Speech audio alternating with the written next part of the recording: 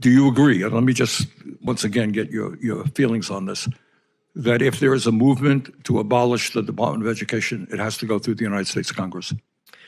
Yes, it is set up by the United States Congress, and we work with Congress.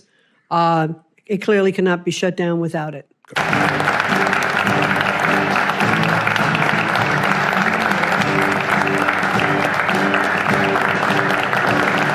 Today we take a very historic action that was 45 years in the making. In a few moments, I will sign an executive order to begin eliminating the Federal Department of Education once and for all.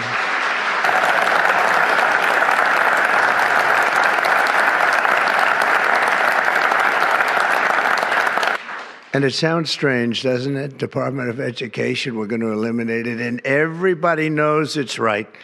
And the Democrats know it's right, and I hope they're going to be voting for it because ultimately it may come before them, but everybody knows it's right, and we have to get our children educated. We're not doing well with the world of education in this country, and we haven't for a long time.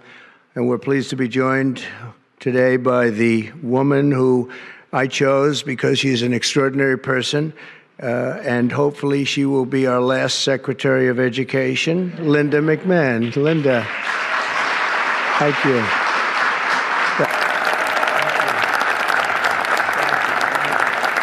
It's been amazing how popular this has been. I tell people that this is what I'm doing today, and they say, oh, it's about time. Everybody says it. Republicans and Democrats have said it. They're all saying it. Also with us, New York Times editorial board and the famed Democrat Senator Daniel Patrick Moynihan. And we've cut the number of bureaucrats in half. 50% have taken office, which is great. Thank you. Under the action I'm taking today, a small handful of Democrats and others that we have employed for a long time, and there are some Republicans, but not too many, I have to be honest with you.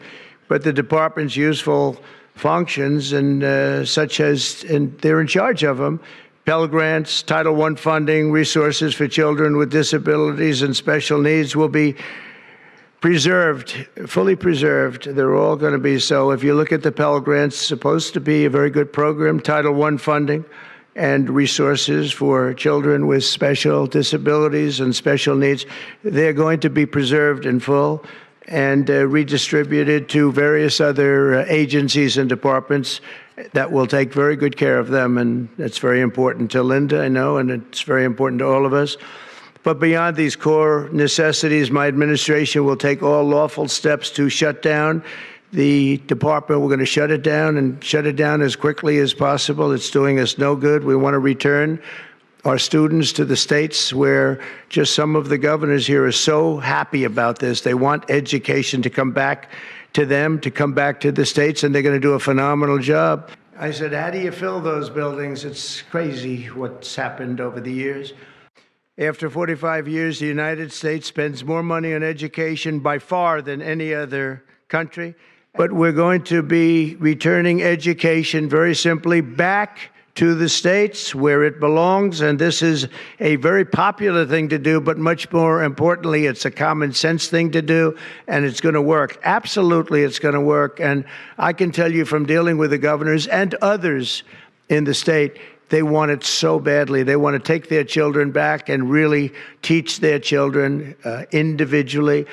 Probably the cost will be half, and the education will be maybe many, many times better. So we look forward to this. I want to just make one little personal statement. Teachers, to me, are among the most important people in this country, and we're going to take care of our teachers. And I don't care if they're in the union or not in the union. That doesn't matter. But we're going to take care of our teachers, and I believe the states will take actually better care of them than their than they are taken care of right now. They'll work all sorts of systems and even merit systems. Those great teachers are going to be maybe a little bit better rewarded, or maybe that's the way it should be, but the states are going to make that decision. But we're going to love and cherish our teachers along with our children, and they're going to work with the parents, and they're going to work with everybody else, and it's going to be an amazing thing to watch, and it's really going to be something special. And Linda, you're presiding over something that's so important, and we want to have our children well educated. We want them to love going to school. We have examples of it. Look at those beautiful, bright-eyed faces. They are so smart. They're so smart. And with that, I'm going to come down, and we're going to sign a very important document, and we're going to be on our way. People have wanted to do this for many, many years, for many, many decades. And I don't know, no president ever got around to doing it, but I'm getting around to doing it, so thank you very much.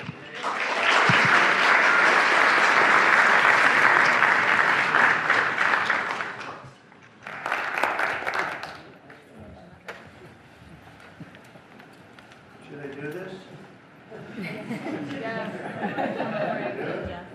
I think so. We have pens for you too, special pens.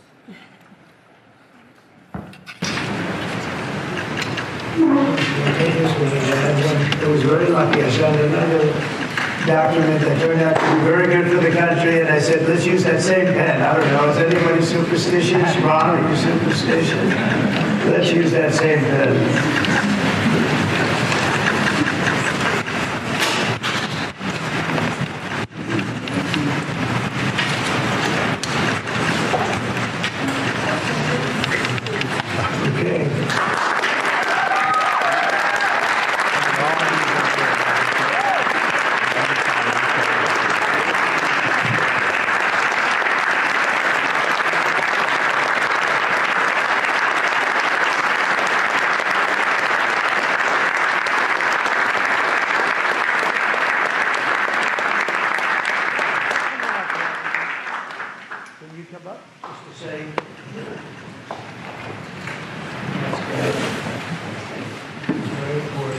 Big factory here. Good luck. Good luck, sir.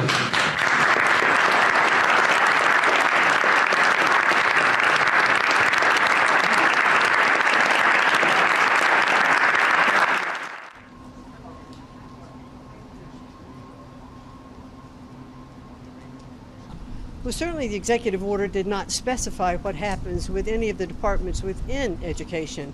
So we are looking at where best those departments could be located. I mean, the Department of Justice already has a civil rights office, and I think that there is an opportunity to discuss with Attorney General Bondi about locating some of our civil rights work there. We did terminate almost half of the Department of Education. We did it thoughtfully. We looked to see where duplication was in the departments. We wanted to make sure that we were just cutting fat from the bureaucracy, the inward-facing things, not the outward-facing servicing that we do to students and to states. So we did it very carefully. We wanted to make sure that we complied by the law. But they had, those that were terminated will get 3 months of full pay and benefits, and after that, under the rules of civil service, they also will get severance package, which is very much more generous than it would be in the private sector. And then also there's a accrued sick leave and unused leave that they will also get paid for. So, you'd like to provide as soft an off-ramp as you can, because after all, it's not easy, and I've done it in the private sector too. It's really not easy to terminate people. Well, I've not had any conversation yet with Randy Weingarten. I know about a week ago, her comment was the president wanted to take education away from children, which clearly is not the case. He wants to improve education for children. He wants to get those dollars, even more dollars, back to the states without the bureaucracy of Washington. So that's our plan, that's our goal. I'd be glad to meet with her and talk to her about that. And I think always Governors would always like to see funding without any strings attached. But that is the goal of the president, too, is to have as few strings and regulation as possible. Right now, for about every dollar of funding that goes into the states, one statistic that's shared with me is that 47 cents is spent in regulatory compliance. The president would clearly like to see that money being used to educate our students, and that's the goal. Thank you. Thank you. Thank you.